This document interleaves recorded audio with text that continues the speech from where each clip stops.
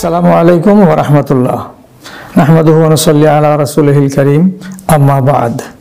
প্রিয় দর্শক, ঈমানের সম্বল আমাদের কাছে আছে বলে আমরা লক্ষ লক্ষ মানুষের মাঝখানে বিভাজিত হয়েছি এবং নিজেদেরকে উত্তম আল্লাহর সৃষ্টি বলে দাবি করছি। আনুমানিক 765 কোটি মানুষ, তার ভেতরে 160 কোটি মতো ঈমানের সম্বল যারা রাখে তারা মুসলমান। এই ঈমানটা সম্পর্কে আমাদের বিভ্রান্তি আছে। অনেকে বলেন যে ঈমান একটা এমনই জিনিস যা নির্ধারিত আছে, ওর বাড়া কমা হয় না। অথচ কোরআন মাজিদ প্রমাণ করছে যাদাতুহুম ঈমানা, লম্বা করছি না, যে ঈমান বেড়ে যায়।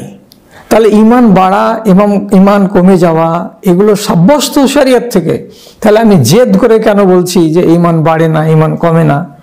হ্যাঁ, তাহলে ঈমান আমাকে কি করতে হবে? সবসময় বড় করে রাখতে হবে। আবার রাসূল করিম সাল্লাল্লাহু আলাইহি ওয়াসাল্লাম বলছেন যে ইন্নাল ঈমানা লা ইয়াখলুকু ফি জাওফি আহদিকুম, তোমাদের অন্তরে ঈমান অনেক সময় পুরনো হয়ে যায়, যেমন কি মানুষের গায়ে চাদর জামা কাপড়গুলো পুরনো হয়ে যায়।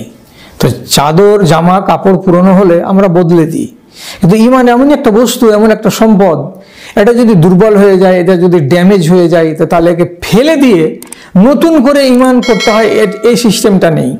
শুধু আল্লাহ রাব্বুল আলামিন বলছেন জাদ্দিদু ঈমানাকুম, তোমরা তোমাদের ঈমানকে নতুন করে নাও, রিনিউয়াল করে নাও বিলা ইলাহা ইল্লাল্লাহ।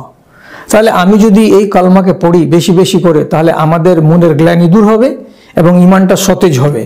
তাছাড়া বিভিন্ন আয়াত এবং বিভিন্ন হাদিস প্রমাণ করে যে ঈমান দুর্বলকে যদি সবল করতে হয়, তাহলে তেলাওয়াতে কোরআন একটা উপায়, কবরকে স্মরণ যাওয়া, জিয়ারত করা, এটা একটা উপায়, মরণকে বলে স্মরণ করা, এটা একটা উপায়। তার জন্য আমরা যতই সুখে থাকি না কেন, আমার যে একটা পরিণাম আছে মরণ, এই কথাটা যদি মগজে জাগ্রত রাখি, তাহলে পরে আমাদের ঈমান কিন্তু দুর্বল হওয়ার সুযোগ পাবে না। ঠিক সেই রকমই যেগুলো এমন এমন আয়াত, যেগুলোতে কোরআনের ভিতরে কবরের আলোচনা, হাসরের আলোচনা এবং আল্লাহ রাব্বুল আলামিনের হাসরের ময়দানকে কেমন বানাবেন, কিভাবে হিসাব নেবেন, এই সংক্রান্ত আলোচনাগুলো যদি তিলাওয়াত করি, তাহলে মানুষের মনের ভেতরে একটা ভয়, একটা ভীতি সঞ্চারিত হয়। আর এই জিনিস যদি উৎপন্ন হয় মনের ভেতরে, তাহলে ঈমানকে ড্যামেজ হতে দেয় না। এই জন্য ঈমানকে সবসময় তাজা রাখতে হলে আমাকে এই উপায় অবলম্বন করতে হবে।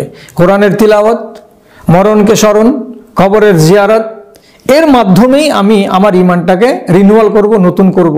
আল্লাহ যেন আমাদের ঈমানকে কোনো সময় পুরাতন করে না দেন, যেন আমাদের ঈমান সবসময় তাজা থাকে, টকটকে হয়ে থাকে, ধপধপে হয়ে থাকে, উজ্জ্বল হয়ে থাকে।